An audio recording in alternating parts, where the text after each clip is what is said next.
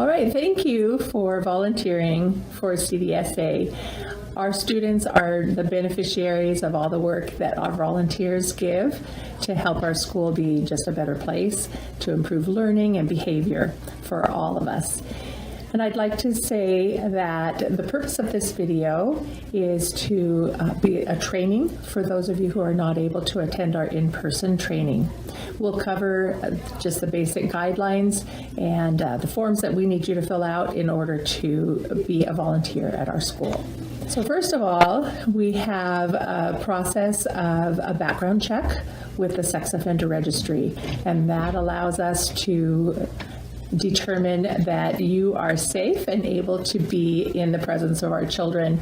We do that for every visitor who presents to our students and every volunteer who works with our kids. The second thing that we want to have you be aware of is the guidelines that our district has set up for all volunteers in the West Ada schools. And the guidelines will be what this video covers. As a volunteer in the West Ada schools, you are agreeing to abide by the guidelines that have been established to identify your role as the volunteer, to protect the children with whom you will work, and to continue the impact of education that your volunteering is supporting. The federal guideline, FERPA, is a protection of all the information that is attached to a child. As a volunteer, you will be encountering some of that personal information that FERPA protects. You will see a spelling score or a math score, or you will see that this child is a struggling reader. As a volunteer, you are privy to that information. However, you are not able to share that information with others. So don't go to the grocery store and say, hey, I worked with your child and I have some suggestions for some reading strategies. That would not be okay.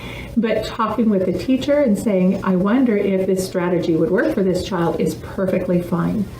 Having access to one bit of information about the child does not give permission for additional information about that child. So please don't ask, how is the child doing in math if you're working on reading? Or how does that child behave on the playground if you are coming in to do a party with the class? In addition to FERPA, we also protect the child's identity within our community. So when you are working with a child, please don't bring in a phone to take pictures. We certainly don't share things on social media. We keep those things confidential and just at the school. When working with students, we ask that you not bring younger children or other children who are not registered in our school district if you are going to be working in any kind of instructional capacity. As a volunteer, your work with that student is to focus on that student's learning and growth, and distraction of another child would be a problem. The volunteer guidelines are located on the district website under the Parents and Students tab.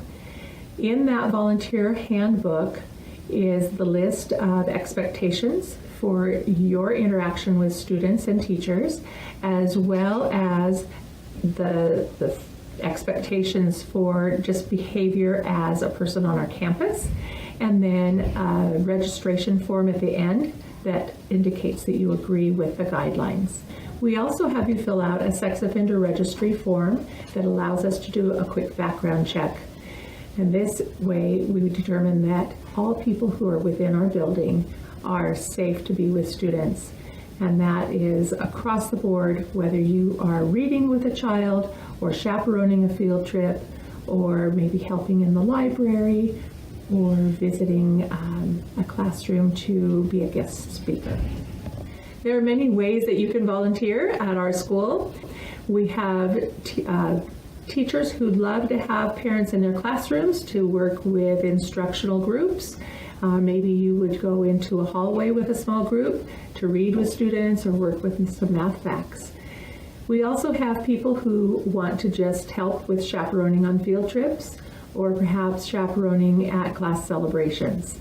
Another way that you can volunteer is to become a copy parent. and you can take care of all of those work machines in our workroom. In order to do the copy parent volunteering, you must have Xerox training and training on our laminating machine and so forth in order to be able to be efficient and fulfill the jobs that the teachers are expecting. Other places you can volunteer are in the library or with one of the other specialists who may need some prep work done, who may need some supervision as students are working on projects like clay or managing the kiln or whatever. So you have many options when you come to volunteer at our school. Another way that you can volunteer is by helping with Run Walk. So I have Run Walk sticks here, and students who are running will keep track of how many laps that they've run. When they get their first 10, then they fill out a shoe and they get to get their charms. And we will aim for 50 miles and they will get to be part of the school-wide celebration. We every year have students who make it over 100 miles, which is a really good and healthy way to spend our recess time. Art projects are another way that you can help with our students. We have arts integrated curriculum, which means that there is art going on at any given time on any day. You can see that these leaf people are representing not only the season of fall, but kids' understanding of who they are as students and what they're experiencing in this fall season.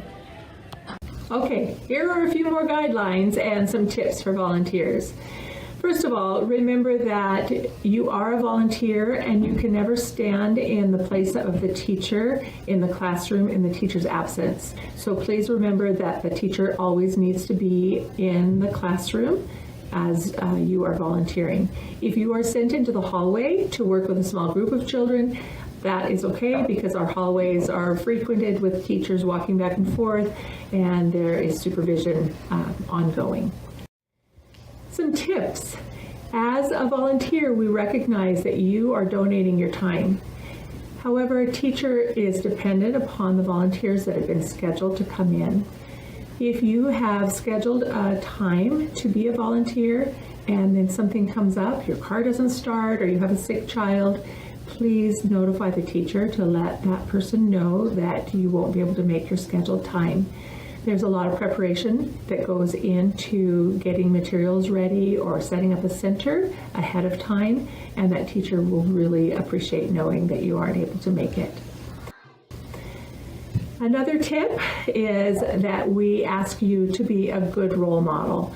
When you are working with our kids, remember that you need to use kid-friendly language, have school-appropriate attire, and keep your focus on the learning, because the whole point of being an instructional volunteer is to help kids have that grit and determination and success so that they can continue to learn.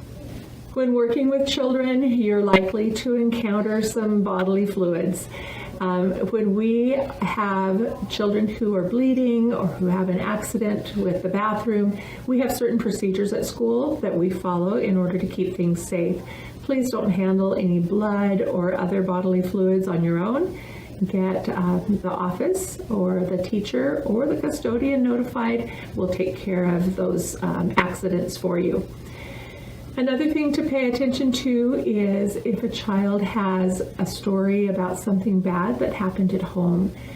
If you hear a child start to make a revelation about something that you think might be child abuse, please contact the teacher right away.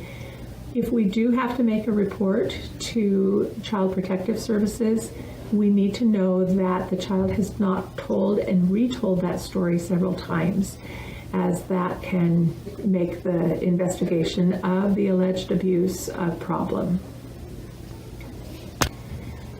If there is a problem with student behavior, we ask that as a volunteer you not intervene with any discipline. You're free to give reminders or to encourage, but please leave any discipline of the student's behavior up to the teacher. you are, of course, welcome to conference with that teacher about whatever behavior you experienced. And then if there is any kind of an accident where a child is injured, please, again, contact school personnel.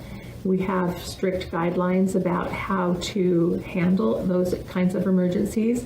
We don't pick children up, we don't carry them, and it's important that we follow our procedures in order to take care of those children who might have a physical need.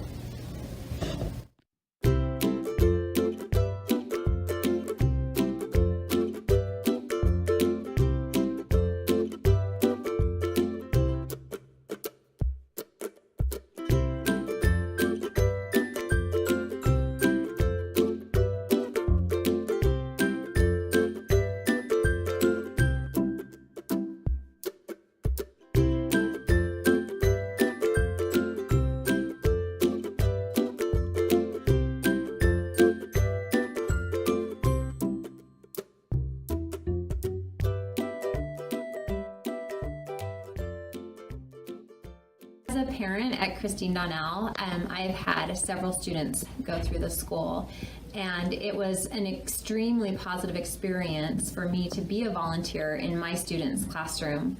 One of the things I felt that was very positive for me was it helped me to understand the learning that was taking place in my child's classroom so that I could support that learning at home, and I could understand more fully what was expected of my student and myself. And I felt like it just got me more involved with their learning process. I also enjoyed being a part of the learning process in their classroom. It was always exciting for me to walk in and feel like almost a celebrity when I walked in because my student saw me, their mom come in. So I really cherish the memories I have of volunteering in my students' classrooms. I like when my mom volunteers for time meetings and when she does the folders. We like when our mom volunteers. I volunteer because I love watching the kids in their environment. I love watching the teachers and the way that they work with the kids. I love to see the kids' excitement when they see someone new, maybe that they haven't met before, and they identify you as your kiddo's parent. I love their smiles and the excitement. I like it when my stepmom volunteers because she helps me read. I like working with volunteers because they're very kind and they're not judgmental when I get it wrong, and they don't make me have a certain time limit on it, and I feel like it's just very kind of them to help students with their work out of their heart and not like needing to. Again, I want to thank you for volunteering. The PTA as a national organization has conducted research that shows the benefits of volunteering. This research is supported in all states across our nation. We know that students achieve better, their behavior is improved, and their certainty that they're supported as learners is provided by you as their parents. So we can't thank you enough for volunteering, and we look forward to seeing you somewhere in our building.